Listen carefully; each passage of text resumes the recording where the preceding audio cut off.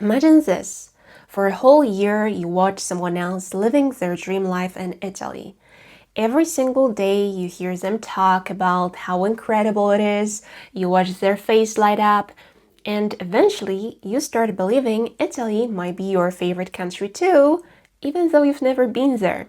And then you finally go. At first, you're thrilled. Everything feels magical because you're looking at it through the lens of, this place is amazing. But after a while, when you stop seeing everything through that filter, you start evaluating things with a fresh mind, and suddenly it's just fine. Not great, not terrible, just fine. And then maybe you start to feel a bit empty because you expected to be constantly smiling and living your best life. You don't understand why you feel so flat.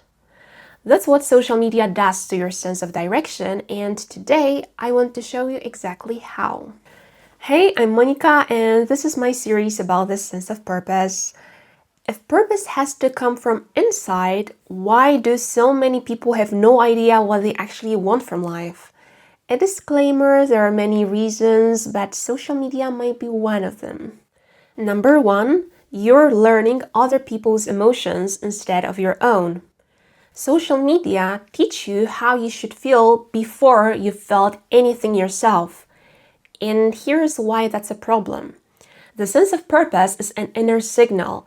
It's generated by your own experiences, filtered through your own personality, temperament, values. But social media skip that entire process. They hand you the final output, the emotion, the reaction, the desire, without you having to experience anything yourself. You see someone running, you feel motivated, even though you hate running. You see someone in Thailand, you feel FOMO, even though you don't actually love traveling, maybe. You see someone's dream life, suddenly your own life feels insufficient and you want something you've never even tried based entirely on someone else's story. These are borrowed emotions, feelings absorbed through observation rather than directly lived experience. The brain has a mirroring mechanism. I see, I feel, I identify. This doesn't mean the emotions aren't real. It means the trigger for them often comes from outside your own lived experience. And before you know it, you have 20 goals that were never really yours. That's why none of them resonate. That's why you visit the place someone recommended on Instagram and arrive there feeling oddly empty. Because on Instagram, you felt their excitement. In real life, you're left with your own, which might not be there. You borrowed someone else's emotions. Real life ran the check. I don't think social media are purely toxic. Sometimes social media do give you real inspiration. I remember once seeing a reel of a couple in Hawaii, and there were these mountains, but not the usual ones you see everywhere. They looked different, they were really beautiful, and something in me genuinely stirred, a real desire to see that place myself. And maybe without social media, I wouldn't even know it existed. So yes, sometimes it works, sometimes it's valuable. But here's the question. When I saw those mountains, I also thought, what would it feel like to discover this place on my own? Because now my brain already has a reference. The music from the reel, the vibe, the emotion someone else showed on camera. And I wonder, if I go there now, will I experience it raw? Or will I just be living out a version that was already edited for me? That's the thing about borrowed emotions. Even when the inspiration is real, the experience has already been pre-colored. And the more you consume, the harder it becomes to know what's actually yours. Number two, do this long enough and you lose access to your own emotions entirely. There's a term for this, alexithymia, difficulty identifying and naming your own emotions. Research finds an association between difficulty identifying emotions, alexithymic traits, and higher social media use, as well as feeling more distress when they can't access it. which makes sense. If you can't read your own internal signals, the external world becomes a substitute. You look outward for cues about how you feel because inward signals are harder to read. And here is the loop. The more you outsource emotional processing to the screen, the less practice you get doing it yourself. You don't develop the muscle. The inner signal may become less clear, not because social media damaged you, but because you stopped listening. And this is where it becomes catastrophic for purpose, because purpose isn't a thought, it's not a logical conclusion you reach by making a pros and cons list, it's an inner signal. You recognize it by feeling, I'm myself here. This is mine, this makes sense. If you can't feel your own emotions clearly, you won't recognize that signal when it arrives. You'll scroll past it. You'll dismiss it. You'll wait for something that feels more like what you saw online. The difference between watching someone climb a mountain and climbing it yourself isn't just the experience, it's the information. Watching teaches you their emotions during the ascent. Doing it teaches you yours, and only yours show you the direction. Yours that are genuine, not polluted by labels, definitions, expectations that are not even yours. And I know a lot of us reach for social media precisely because we can't deal with our own emotions. Naval Ravikant put it simply, to measure the quality of your life, simply do nothing and see how it feels. And often we don't want to feel it, because life feels dull or hard or like not enough. After a shift at a job we don't love, it's easier to scroll than to sit with the discomfort. But that creates a loop. You feel bad, you scroll, scrolling meets your emotions, you end up with less time, less direction, and a quieter inner voice than before. The thing you're using to escape the emptiness is the thing making it deeper. Number 3, the internet gives you a micro life that is too rich. And it's not just about borrowed emotions. There is a separate problem happening at the same time. Your emotional life online is richer than your emotional life in reality. In a matter of seconds, you can feel jealousy, wonder, desire, anger, excitement, fear, inspiration. In real life, these emotions arrive slowly, one at a time, with friction. Online, 100 emotions in 2 minutes. Real life, 1 emotion in 20 minutes. The brain always takes the easier path, so it learns to prefer the screen, and as a result, real life starts to feel flat, underwhelming, colorless. And here's why that matters. If real life feels flat, your internal signals can become harder to read too. You stop feeling pulled toward things. You stop noticing what excites you, what drains you. And without those signals, finding direction becomes nearly impossible. You're trying to navigate with a compass that's been demagnetized. Number 4, social media create an illusion of progress. Scrolling gives you the feeling that you've done something just by watching.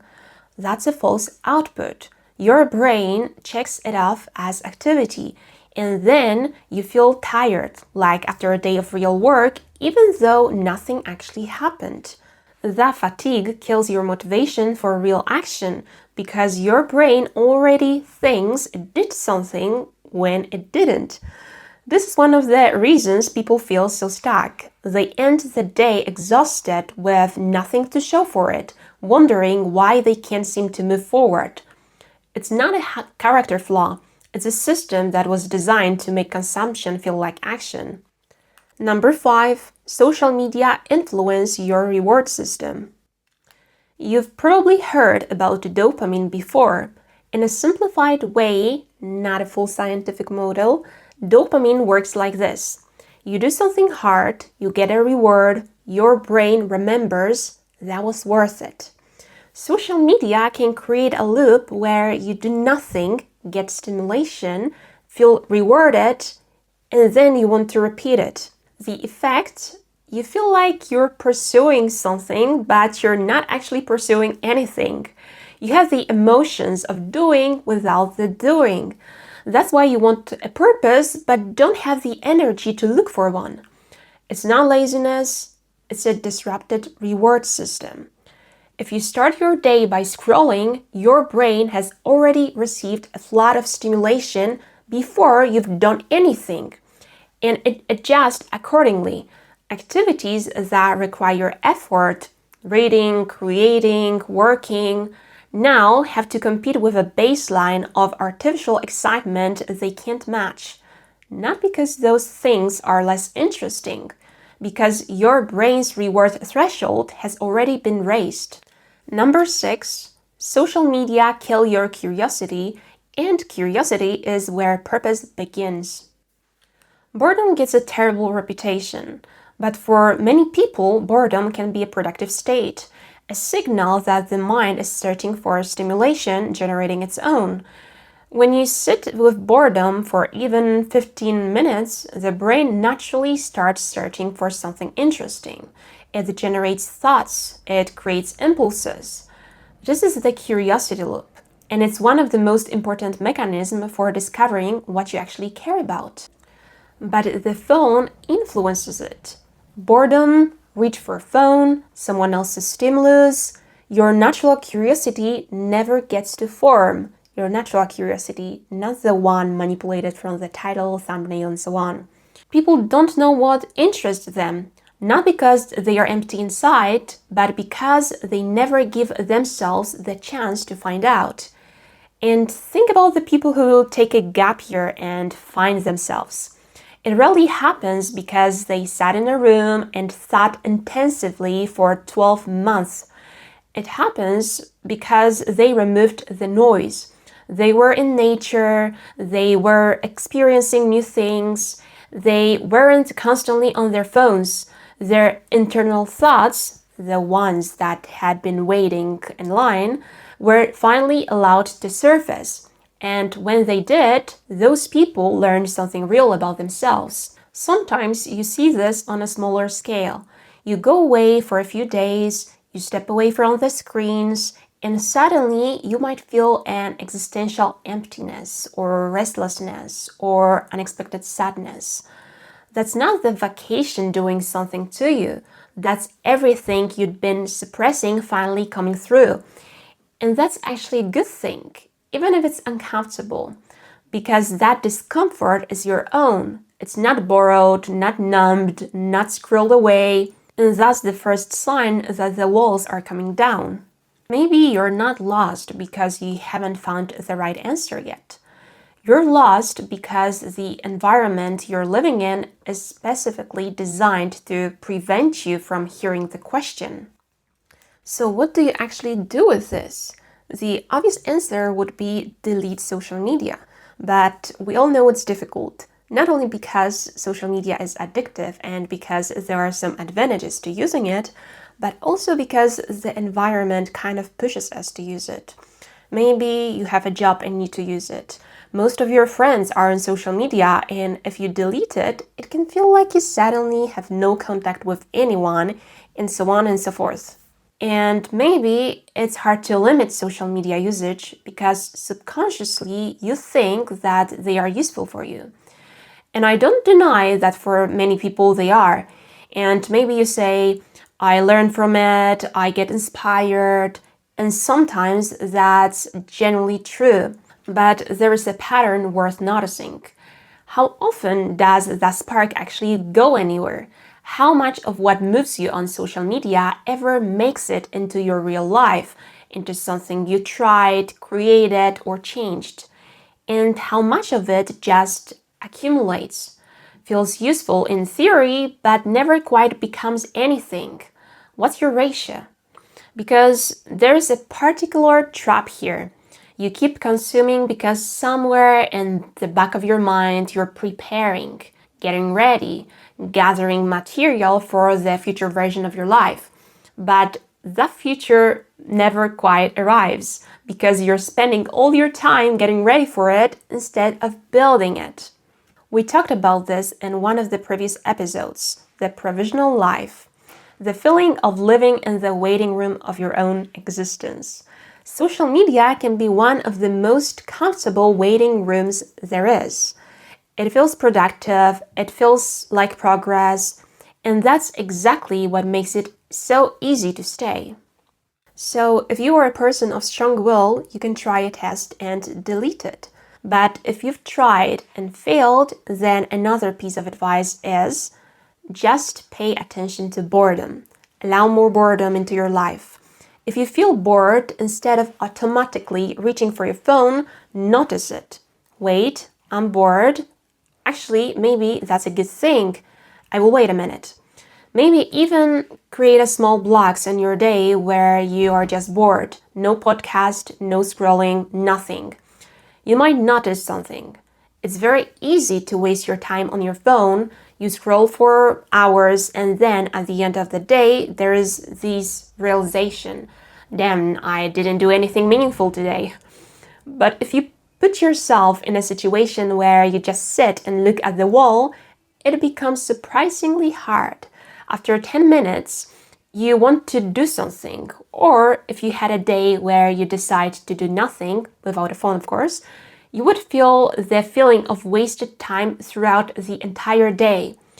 When you're scrolling for days, you don't feel it in the same way. You might feel it at the end of the day when the realization hits, but not in the moment that much. While scrolling, boredom is muted. But when you allow boredom, you start to feel the cost of time already as it passes. Social media as an illusion can be compared to a lotus flower. There's a scene in Percy Jackson where the main characters are on a quest. They have somewhere to be, something important to do, and someone gives them a lotus flower to eat on purpose to stop them from reaching their goal. They eat it and something strange happens. They lose track of time. Everything feels like it's moving normally, but in reality, time is passing much faster than they realize. They don't notice where they are anymore. They don't question what they're doing. They're just stuck in a loop. And only when they stop eating the lotus, they suddenly wake up and they're like, where I am, what just happened. So when you allow boredom, it will stop the loop. And suddenly you can feel again how much time is actually passing. Because boredom is a signal. Your mind is saying, I'm ready for something on my own. The more boredom, the more you become creative. Because your mind can't deal with that boredom. So you start to think of different things to do. And this time, it's more natural initiation of curiosity. That's a small thing, but an important one. Okay, that's all for phase 2 of my series on the sense of purpose. All 3 episodes of this phase are linked in the description. And the next phase will be evolution and creation, the last one. So see you there. Thank you for watching.